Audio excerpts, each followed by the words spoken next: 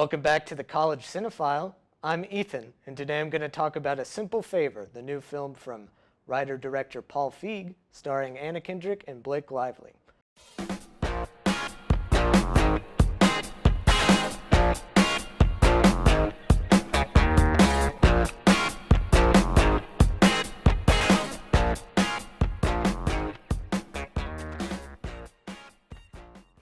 So right off the bat, this is kind of like a Gone Girl type situation, starring Anna Kendrick as a bit of she's a mommy blogger, she's a single mother, she's just trying to make it on her own, she's, a real go-getter, she doesn't have any friends. And then she meets Blake Lively, who is a mother of another kid at the kindergarten that their children go to. And right off the bat, you know that Blake Lively is going to be trouble. She's very much different from Anna Kendrick. She's a lot more successful. She's a lot more sure of herself. And they sort of create an awkward but believable friendship. And then, out of nowhere, she asks her for a simple favor. She asks Anna Kendrick to pick up her son from school. And then Blake Lively is nowhere to be seen. And the movie picks up from there. So this is a film from director Paul Feig, who has made a career for himself by writing and directing movies centering around female characters. He made Bridesmaids, he made the Ghostbusters reboot, he did The Heat with Sandra Bullock, but this is definitely his first venture into a sort of a darker tone than his other films previously. And it definitely works. It's a very seamless transition.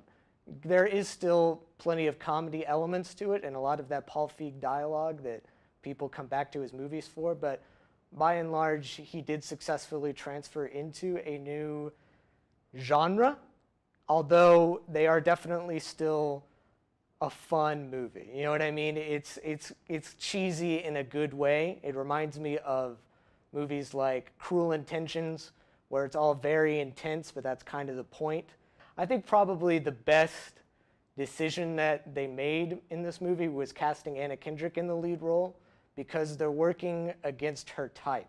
They're using her perkiness as a weapon. At the beginning, it's totally believable. It's Anna Kendrick. She's a mom. She's really chipper. She's, just a good girl, as it were. But then as the movie goes on, she goes through a bit of a transformation that's really fun to see and really works with the script that she's given. Blake Lively is very entertaining in the movie. It's probably her best role. I mean, she's good in Age of Adeline, but in this one, she's really having a fun time, really selling those very over-the-top lines, and it's very fun every time she's on screen, even though clearly because she goes missing, she's not there as much as Anna Kendrick, but she's definitely a very integral part of the movie. The husband in the movie is played by Henry Golding from Crazy Rich Asians. This is only his second movie, and he's already a star. I mean, he is really burst onto the scene, and he's very fun. He's definitely not quite as cheesy as the other two in this movie. He's not playing it up quite a bit. So I think he might have thought this was more of a dramatic role for himself, which doesn't always work out, but he is still very fun to watch. As far as the actual filming of the movie goes, it's nothing special. It's more of Paul Feig's thing where he's just sort of making something serviceable, kind of like in Bridesmaids, where it's not bad to look at or anything, but it definitely is just, this person's talking, we're going to film him like this. This scene is an action scene, so it's filmed the way you would film an action scene. But the editing is definitely a strong suit of this film. It has a very bouncy type of editing to it that keeps all of the fun even in the darker scenes, and it makes all of the twists really feel worth it. They all come at perfect times, and they're integrated in very exciting ways.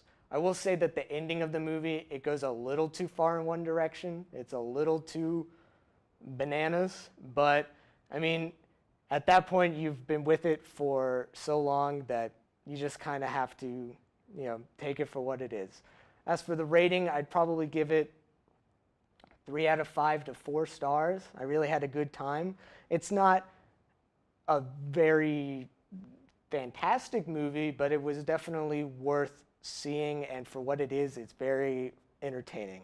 So I would suggest seeing it if you're into Paul Feig, if you like Anna Kendrick, if you're into movies like Cruel Intentions, then definitely check this one out and let us know what you think. Thanks.